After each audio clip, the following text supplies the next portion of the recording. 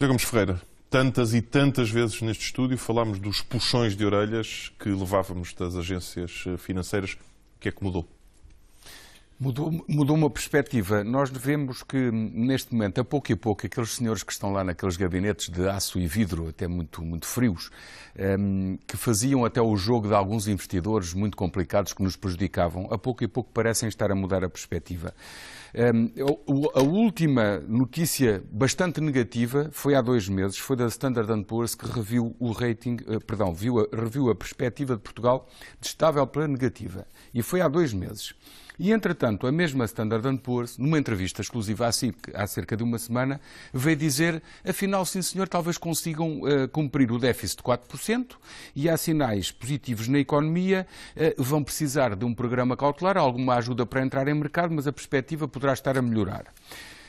Na mesma altura, também há cerca de uma semana, outra agência, a Moody's, veio dizer claramente que subia o seu outlook, portanto, a perspectiva de negativo para estável, portanto, tomou mesmo essa decisão de alterar o sentido da setinha sobre a nossa economia e veio dizer que admitia que Portugal só precisaria de um programa cautelar, já não precisaria de resgate, não havia esse risco, e não havia riscos maiores na economia para o cumprimento das responsabilidades. São cada vez mais pareceres, pelo menos não negativos. Agora aparece este da Fitch. São pareceres não negativos. Exatamente. E até positivos. Mas foram eles que mudaram ou é de facto a política que o Governo tem seguido que começa a dar os seus frutos, pelo menos no entender das agências? Não é só, também tem uma envolvente europeia, mas estas 3 agências que fazem o mercado, em bom rigor, nenhuma fala de um risco de falha de pagamentos, nenhuma delas. E todas afastam a hipótese de uma reestruturação.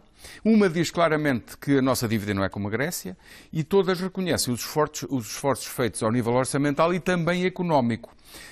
E adivinham não ser necessário um segundo resgate. Apontam para um cautelar, mas depois todas têm uma linha. Se o Tribunal Constitucional chumbar um conjunto de medidas que altere bastante o orçamento, aí sim pode voltar tudo atrás. E é aí que surgem as interrogações todas. O nosso futuro imediato está em suspenso em relação a isso, com algumas possibilidades, como, por exemplo, aquilo que foi negociado, ou melhor, que foi falado e não foi admitido como negociação, mas, por exemplo, para se substituir e não ser objeto do novo chumbo, por exemplo, um aumento do IVA, que pode acontecer na sequência desta alteração. O que muita gente vai entendendo como e pode ter impacto na economia, pressões claro. ao Tribunal Constitucional.